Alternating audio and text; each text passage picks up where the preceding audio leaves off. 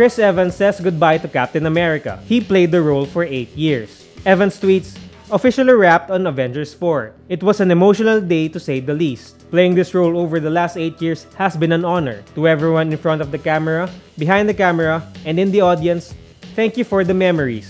Eternally grateful. Ryan Reynolds, who plays Deadpool, tweets, I'm not crying, I'm weeping. There's a difference. Dwayne "The Rock" Johnson also thanks Evans. Congrats on breathing life into such an iconic character. Keep on keeping on.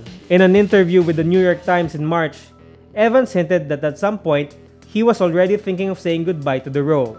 The Avengers 4 movie is scheduled to hit movie houses May 2019.